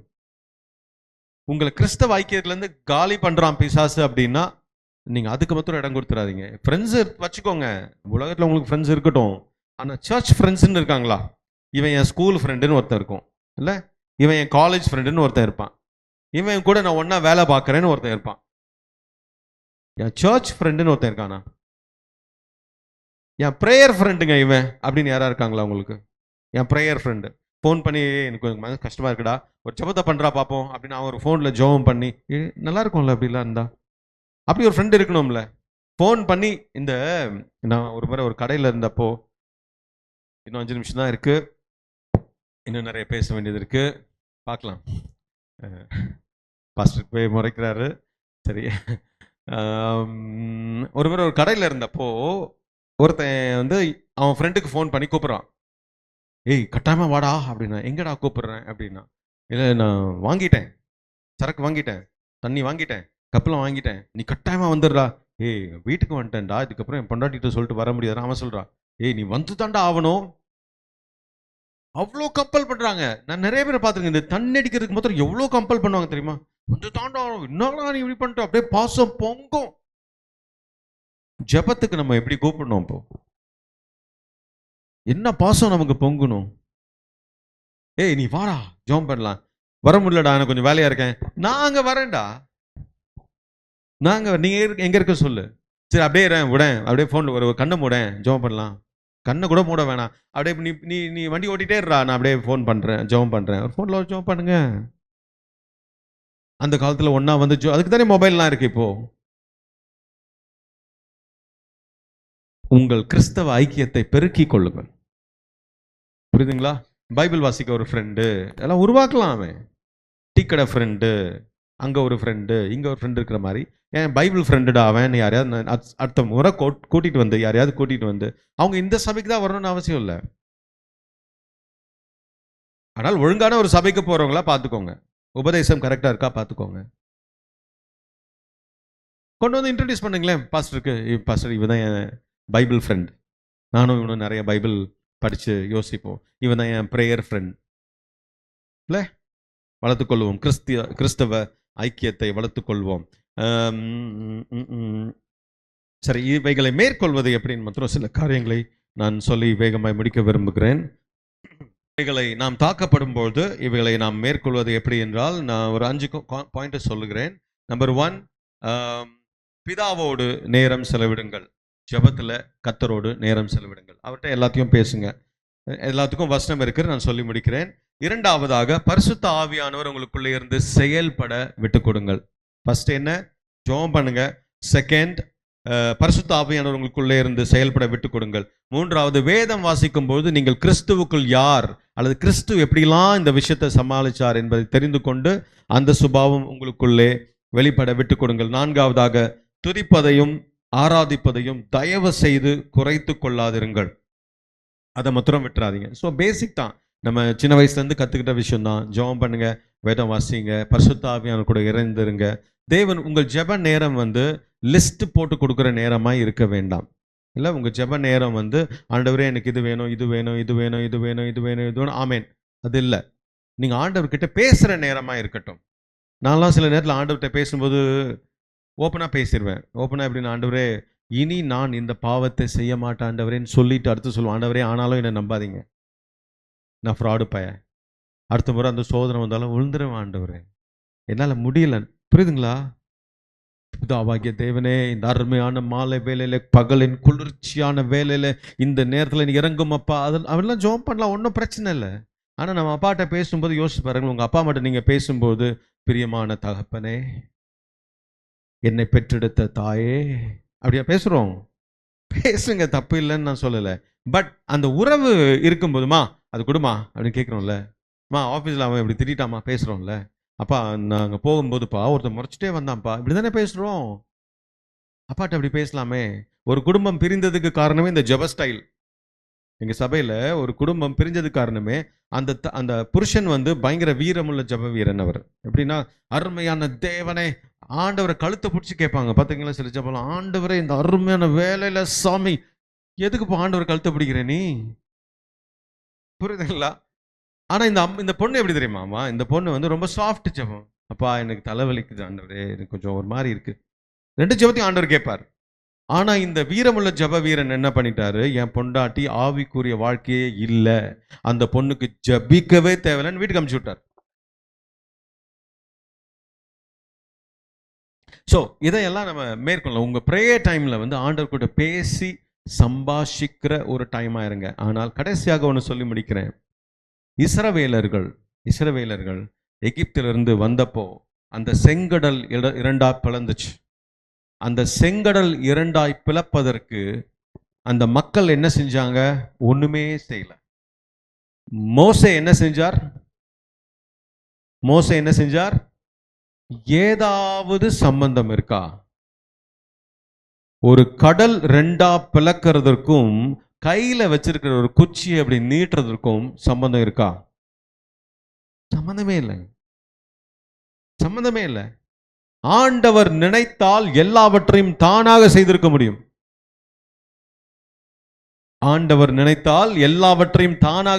முடியும். ஆனால் அவர் எதிர்பார்க்கிறது உன்னுடைய முயற்சி என்ன. It may not be so big, நான் அதை செஞ்சேன் இதை செஞ்சேன், இல்ல, கையில இருக்கிற கோலை மாத்திரம் நீ நீட்டு, மிச்சத்தை நான் பார்த்துக்கிறேன். இதுதான் வேதம் சொல்லுகிறது. யுத்தம் கர்த்தருடையது. He will fight the battle. இந்த ஆவிக்குரிய யுத்தம் இவ்வளவு நேரம் நம்ம பேசணுமே. கர்த்தர் ஆயத்தமாய் இருக்கிறார் தம்முடைய தூதர்களை அனுப்பி நமக்கென்று யுத்தம் செய்ய. ஆனால் நாம் அந்த யுத்தத்தில் தோற்று போனவர்களாய் சொங்கி சோர்ந்து உட்கார்ந்து இருக்கிறோமா, இல்லை யுத்தம் செய்ய எழும்ப போகிறோமா என்பதுதான் இன்னைக்கு கேள்வியே. If you are ready to fight, நீங்க ஃபைட் பண்ண தேவையில்லை. நீங்க எந்திரிச்சு தேவனோடு இணைந்திருந்தால் போதும், கர்த்தர் நமக்கு யுத்தம் செய்வார். ஹல்லேலூயா. யோசிச்சு பாருங்க, சம்பந்தமே இல்லை. நீ கோலை நீட்டுறா, நான் பாத்துக்கிறேன். கையை ஒருத்தி, ஆண்டவரே இந்த சோதனையிலிருந்து எனக்கு வெற்றி தாங்க ஆண்டவரே நீ சொல்லிப்பார். யுத்தம் கர்த்தருடையது. அடுத்து இன்னொரு வசனம் இருக்கு, ஜெயமோ அப்ப நம்முடைய வேலை என்னதாங்க? இந்த ஆவிக்குரிய போராட்டத்துல யுத்தம் கர்த்தர் செய்யறாரு, ஜெயமோ கர்த்தரால் வரும். நாம செய்ய வேண்டியதெல்லாம், நாம் அந்த ஸ்தானத்திலே நின்றால் போதும். just be where you are. இந்த தான் ஒரு புருஷன், ஒரு கணவன், ஒரு மனைவி, ஒரு பெற்றோர், ஒரு பிள்ளை, ஒரு என்ன உறவோ அந்த இடத்துல நீங்க ஒரு ஊழியத்துல என்ன கர்த்தர் பொறுப்பு கொடுத்துக்கிறோம், இதை நான் செய்வேன். ஆண்டவரே நீங்க என்ன சொல்லுங்க? ஆண்டவரே நான் செய்யறேன். நீ கோலை நீட்டுப்பா, யுத்தத்தையும் நான் செய்கிறேன், ஜெயத்தையும் நான் கொடுக்கிறேன். ஆனால் நீ வெற்றியுள்ள வாழ்க்கையை வாழ்ந்தால் மட்டும் போதும். வெற்றியுள்ள வாழ்க்கை வாழணும் நீங்க விருப்பப்பட்டாலே போதும். அதுதான் வேதம் சொல்கிறது. நம்முடைய இருதயத்தின் விருப்பங்களை அவர் அருளி செய்கிறார்ல. என்ன விருப்பம்? இதுதான், ஆண்டவரே இந்த பாவத்திலிருந்து மேற்கொள்ளணும்னு ஆசைப்பட்டால் போதும், அவர் அதை செய்வார். இல்லை எனக்கு இதுவே ஜாலியா இருக்கு அப்படின்னா ஒன்றும் பண்ண மாட்டார். இந்த கசப்புல இருந்து நான் வெளியே வரணும்னு நீங்க முயற்சித்தால் போதும், அவர் யுத்தம் செய்வார், அவர் வெற்றியை தருவார். நாம் அதை மேற்கொண்டு விடலாம். இல்ல நான் இப்படியே தான் கசப்பிலேயே வாழ்வேன், நான் வாழ்ந்துக்கோன்னு விட்டுருவார். ஆவிக்குரிய யுத்தத்திலே கர்த்தர் நமக்கென்று யுத்தம் செய்ய ஆயத்தமா இருக்கிறார். அவர் நமக்கென்று வெற்றி தர ஆயத்தமா இருக்கிறார். நாம தெரிந்து கொள்ள வேண்டியதெல்லாம் ஒன்றே ஒன்று, நான் கர்த்தர் எனக்கு கொடுத்த பொறுப்பிலே உறுதியாய் நிற்பேன், நான் ஜெயம் கொள்வேன் என்று விருப்பப்படுவேன். அப்பொழுது அவர் என் இருதயத்தின் விருப்பங்களை நிறைவேற்றுவார். ஹல்லேலூயா. ஸோ சாத்தானின் தந்திரங்கள் ரொம்ப ரொம்ப தந்திரங்கள். நம்ம கேர்ஃபுல்லா இருக்கணும். நம்முடைய உணர்வுகளை கர்த்தர் ஆள விட்டு கொடுக்கணும். சாத்தான் நம்ம கிட்ட இருந்து திருடுற நினைக்கிற ஒரே ஒரு விஷயம் என்ன? எனக்குள்ளே இருக்கும் கிறிஸ்தவ சுபாவம். இதுதான். அமெரிக்கா இங்கிலாந்துக்காரன் அங்கேருந்து வந்து கேஜிஎஃப்ல இருக்கிற தங்கத்தை தான் எடுத்துட்டு போனான். இந்தியாவை இங்கேயே விட்டு தான் போனான். உங்களுக்குள்ளே இருக்கிற தங்கம், உங்களுக்கு உள்ளே இருக்கிற பொக்கிஷம் இயேசு கிறிஸ்துவின் சுபாவம், அவருடைய பொறுமை, அவருடைய சகிப்புத்தன்மை, அவருடைய அன்பு, அவருடைய தூய்மை. இதை பிசாசு திருடாமல் நீங்க பார்த்துக்கொள்ளுங்க. கர்த்தர் உங்களை ஆசீர்வதிப்பார்.